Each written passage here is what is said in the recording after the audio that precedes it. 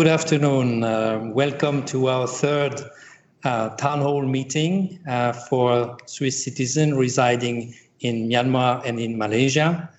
I'm happy to have on this meeting from the Embassy of Switzerland in Myanmar, the Ambassador Tim Enderlin and Christine Bernard for Consular Affairs. And here in Bangkok, I will be accompanied by my colleague, Sylvia Spahn.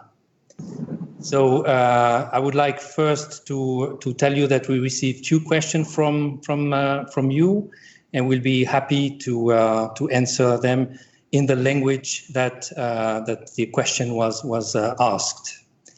So in the first time, I would like to give the word to the embassy in Myanmar that can tell us about the situation that is actually now in your country. Please, Tim.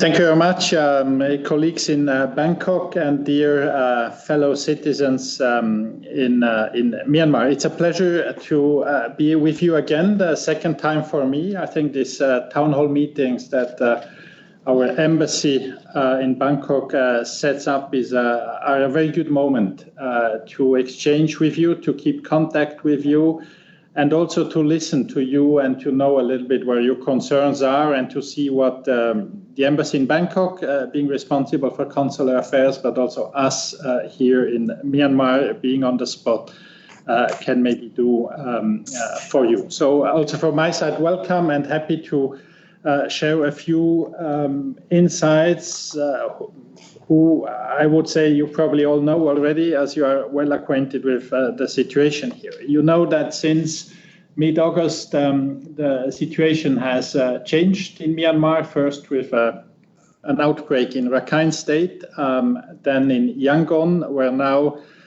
most cases arise. Most COVID cases, we are currently at around 11,000 cases. Those numbers are increasing by the hour. And again, most of them are in Yangon. The health system is feeling a lot of pressure, of course, as you can imagine, difficult to cope with so many numbers, even though we understand that around 2/3 of cases are asymptomatic and many others not with heavy symptoms. But still, with the system we have here in Yangon, certainly difficult to cope with, and this is what the government here in Myanmar is facing, and this is why the government has taken some restrictions and measures. In Myanmar, there is a stay-at-home order for all over, in Yangon, excuse me, for all over Yangon, all over the city, meaning that shops, most of the shops, companies are closed. People work from home and are asked to work from home. Schools are closed for now a month already, and for an unlimited period of time. Restaurants are closed. If you move or if you move in office cars, you need to register beforehand. That's one of the new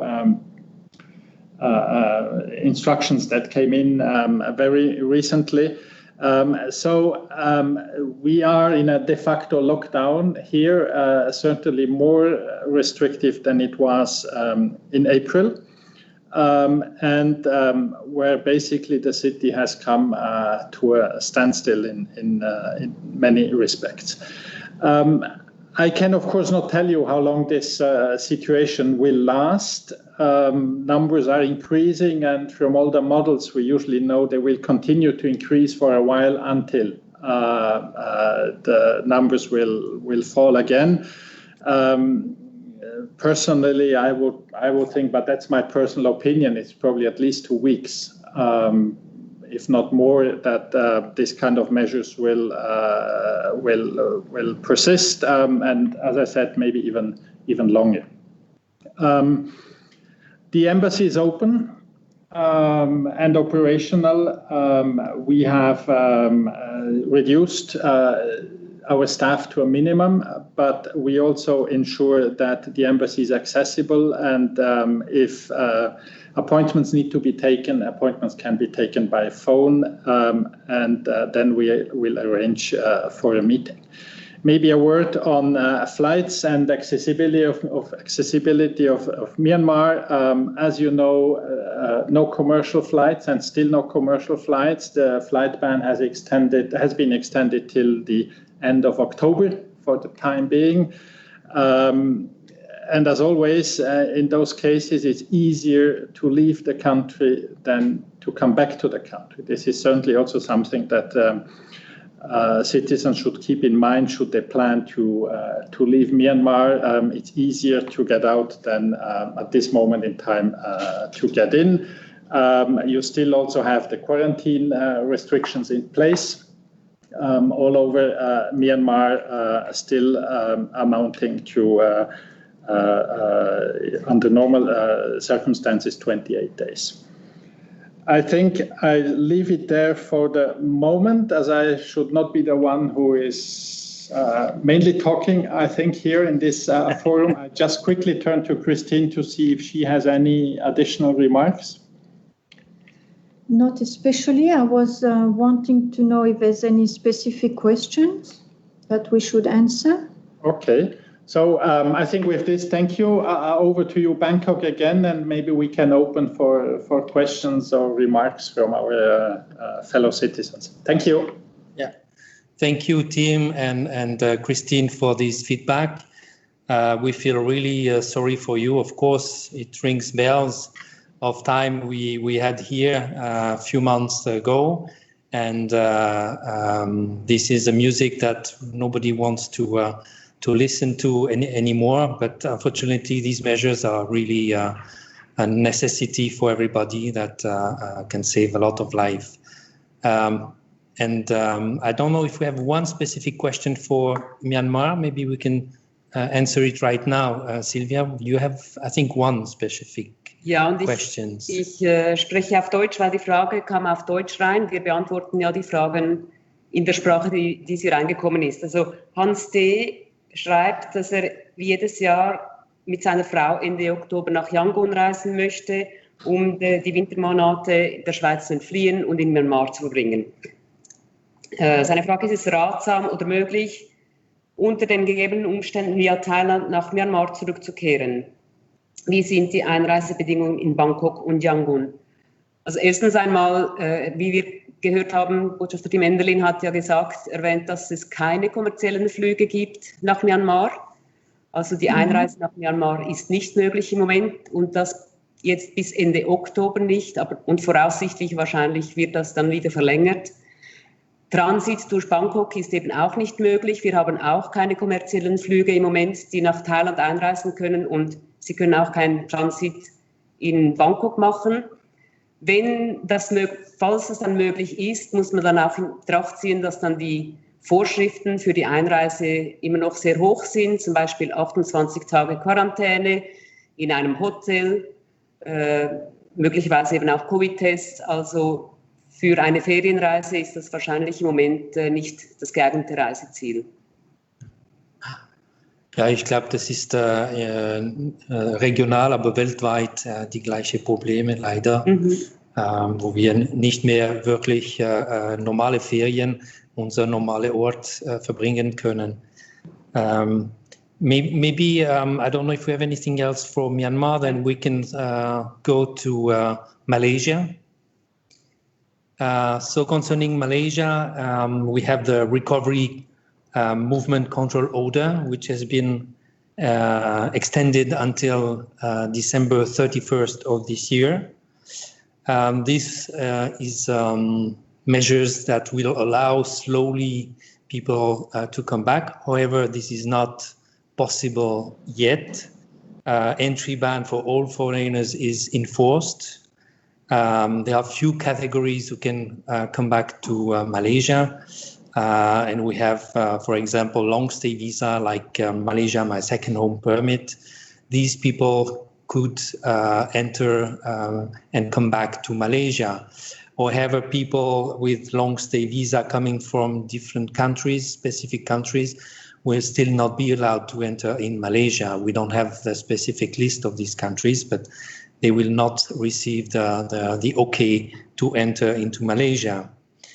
Malaysia has also a 14 days quarantine period once you arrive in the country. A COVID test will be taken upon arrival at the airport. You will still be able to fly intern flight, domestic flight in Malaysia, and there are still some international flights to Malaysia.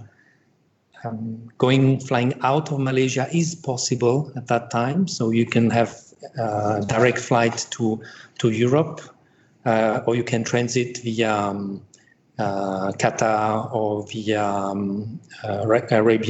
United Arabian in Dubai. There are flights to KLM to Amsterdam also. There was a question sometimes about flying with a stopover in Singapore. It is now newly possible, but only with Singapore Airlines. This is, of course, this kind of information are the information that we have on our possession right now. These information can change very quickly, and it is a solution, the possibilities today. We never know exactly what it's going to be tomorrow or later on. The situation in Malaysia itself is not the same as in Myanmar. There are less cases. The cases are not really rising anymore, but still the country wants to close down as much as possible and to verify that all the people can have the test and receive attention, medical attention. The exit of the country is similar to Myanmar. It's possible to leave Malaysia without any difficulties. You don't need any special permit or any special authorization to get to the airport. There are no more restrictions in that matter. So leaving the country always possible. Coming back to the country is always the problem or the big issue. And so if you plan to go to Switzerland, verify that you can have the possibility to come back if you want to come back to Malaysia. Maybe now we will go to the different question, or maybe Sylvia would like to add some information for the Swiss who were living in Malaysia. We still have some tourists in Malaysia, but the numbers are quite limited. And they can stay legally until December 31st.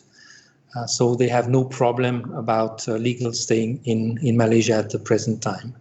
Exactly, under the Recovery Movement Control Order, which was extended to end of this year. So that means that people can also stay until this time. Wir haben eine Frage aus Malaysia auf Deutsch von Alexander H. Er ist Schweizer und verheiratet mit, seine Frau ist Malaysierin und die beiden Kinder sind dann auch Schweizer. Und wie das dann geht mit dem Visa-D-Antrag, wenn jetzt die Familie Wohnsitz nehmen möchte in der Schweiz. Jetzt, malaysische Staatsangehörige benötigen ja bekanntlicherweise kein Visum, um in der Schweiz Wohnsitz zu nehmen oder in die Schweiz zu reisen. In diesem Fall müssten Sie sich an die Migrationsbehörden des Kantons, wo Sie noch Wohnsitz nehmen möchten, wenden und ein sogenanntes Zusicherung der Aufenthaltsbewilligung zu erhalten. Wenn Sie diese Zusicherung haben, schicken Sie uns diese mit einer Kopie des Passes Ihrer Frau und wir müssen ein Laissez-passer ausstellen. Das ist nicht wegen uns, sondern damit Ihre Frau dann Malaysia verlassen kann, um in der Schweiz Wohnsitz zu nehmen. Das können wir alles per Post oder per E-Mail machen, das ist kein Problem. Da müssen Sie nicht persönlich vorbeikommen, das ja eigentlich auch gar nicht möglich ist im Moment. Und dann bezüglich der Pässe hat Herr Georg G. möchte wissen, wann die nächste Reise unserer Konsularabteilung nach Kuala Lumpur stattfinden wird mit der mobilen Passstation, da er nur noch eine leere Seite im Pass hat. Mit dieser Verlängerung des Recovery Movement Control Order ist es auch nicht möglich für uns, nach Malaysia einzureisen. Also Sie müssen sich noch ein wenig gedulden. Wir kommen, sobald wir können. Wir haben die Mobilpassstation immer noch bei uns, aber im Moment ist es einfach nicht möglich bis Ende Jahr. Jetzt, dann haben wir ein paar Fragen auch in die gleiche Richtung gehen, wegen den Pässen. Philipp S. fragt, der Pass meiner älteren Tochter läuft im April 2021 ab, das damit verbundene Visum natürlich auch. Welche Möglichkeiten für einen neuen Pass haben wir? Ich würde sagen, wir warten noch ein bisschen, weil April sind 4 Monate im neuen Jahr. Es kann sein, dass auf Anfang Jahr dann die Grenzen geöffnet werden, langsam, und wir dann doch die Möglichkeit haben zu kommen. Auf der anderen Seite für all diejenigen, die jetzt Pässe haben, die nächstens ablaufen, wir haben über das EJPD, das FEDPOL, jetzt eine Spezialbewilligung erhalten, dass wir für länger dauernde Visum, wo es eben nicht reicht, dass wir nur ein einjähriger provisorischer Pass machen, sondern wo es ein länger gültiger Pass notwendig ist, haben wir jetzt die Bewilligung erhalten, dass wir 10-jährige Pässe auf Distanz ausstellen können. Das Einzige, was nicht biometrisch ist, ist der Fingerprint. Immer mit der Auflage, dass man dann, sobald wir reisen können, ein normaler 10-jähriger Pass dann beantragt wird. Wir müssen in jedem Fall Rücksprache nehmen mit dem FEDPOL, aber wir können uns glücklich schätzen, dass nach einigen, hart umstrittenen Fragen wir diese Sache klären konnten. Wenden Sie sich an uns, wenn der Fall so sein wird, und wir werden Ihnen dann Instruktionen geben, wie wir vorgehen müssen in diesen Fällen. Kannst du auf Englisch? Ja, bitte. So I'll do it in English. For the question about the pass, renewing your pass when you are living in Malaysia, we are still waiting to have the possibility to come to get the finger print and biometric data. Will not be possible until December the 31st this year. However, if you have difficulties or not enough pages, or if you need to have urgently passport, can be issued for the normal, I would say, temporary passport, which is valid only 1 year. If you need to have a longer validity passport, this is a special request that we could organize already with the police office in Switzerland. It's a special procedure, so get in touch with us that we can contact and do all this special procedure that will allow you to get a new passport with a longer validity as like 10 years validity, normal passport, I would say. This would be still temporary passports. Once the situation is back to normal again, then you will have to change the passport to have new biometric data taken as soon as possible. Biometric data can be taken in other embassies or can be taken also in Switzerland through the cantonal authorities. However, if you're not able to travel, you're not able to do it. But this is maybe another possibility also for a later time to have your biometric data taken and updated. Okay? Ja, und dann noch die 3 Fragen von Ivo H. Ist es möglich, dass in einem Land wie Malaysia, die eine Schweizer Botschaft hat, den ansässigen Schweizer Bürgern keine konsularischen Dienstleistungen vor Ort angeboten werden, Passausstellungen etc.? Ja, das ist leider in vielen Fällen so. Die konsularische Abteilung, nicht jede Botschaft hat eine konsularische Abteilung.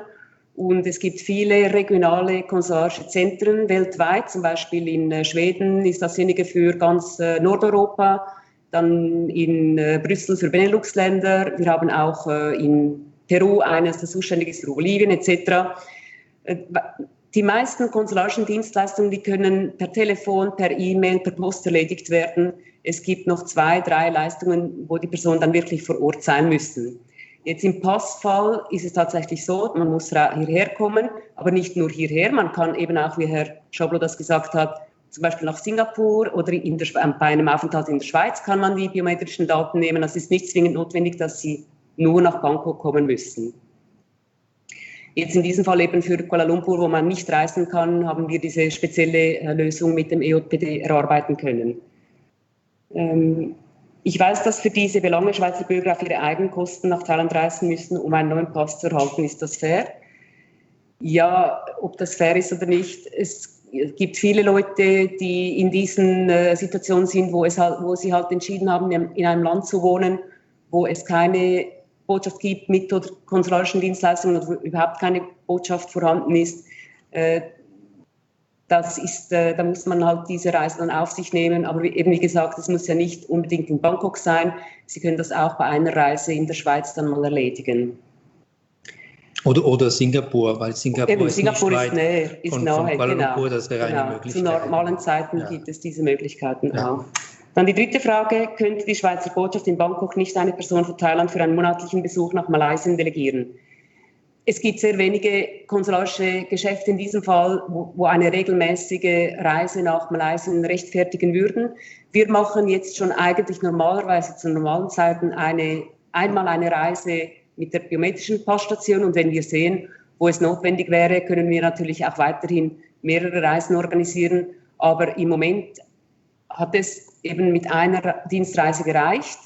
Aber wie gesagt, das ist nicht auf eine beschränkt. And then we have a question in English. Maybe I will just add in English that, of course, you don't have a consular capacity in the embassy in Kuala Lumpur, but it doesn't mean that we cannot help you. So most of the work can be done through Bangkok. This is not only the case in Malaysia. We have many countries around the world where consular affairs are done through another office. Of course, it is not as easy, as simple as to have the embassy directly on the place. But this is a situation where we try to do our best to be as fast as possible to solve your problem and to find solution to your document. The only big issue where your presence is required is to apply for passport. These passports are valid for 10 years. And as I said already before, you can apply for biometric data through other embassy or other office around the world. The control of your passport is done through this embassy, but we can give the authority to the other places to take your biometric data. And this is, of course, also valid for Swiss living in Myanmar, not only in Malaysia. Well, this town hall is specific for. We had a comment from the public. It's specific for Myanmar and Malaysia only. We have the usual town hall for Thailand, Laos, and Cambodia. That would be. I don't have the date. It's not confirmed yet, the date, but will come a later time. And but anyway, all questions that you have regarding your situation and your documents, you can send us by email, and we'll try to give you the right advice or to solve your problem if it's a problem. Anything else? Ja, ich glaube, wir haben noch eine letzte Frage, und zwar auf Französisch. Allgemein, zu einer Einreise in die Schweiz. Pourriez-vous avoir l'amabilité de détailler les mesures de quarantaine à l'entrée en Suisse, mises en vigueur le 14 septembre? Donc voilà. Donc, disons, l'Office fédéral de santé a émis une liste, ou met à jour toujours une liste des pays dont les personnes qui voyagent en Suisse doivent se soumettre à une quarantaine. Ça veut dire que vous entrez en Suisse et puis vous allez directement chez vous à la maison, à l'hôtel qui a été désigné où vous allez vous hospeder. Vous devez rester là pendant 14 jours sans sortir. Vous devez, dans les 2 jours, suite à votre arrivée, vous annoncer auprès des autorités. Et puis voilà. Donc, toutes ces informations, en principe, vous pouvez les voir. Ils sont mis très détaillés sur la page web de l'Office fédéral de santé. Donc, consultez ceci-là et puis tout est bien expliqué, comment procéder. La liste de ces pays est régulièrement mise à jour, donc je vous conseille de bien la suivre.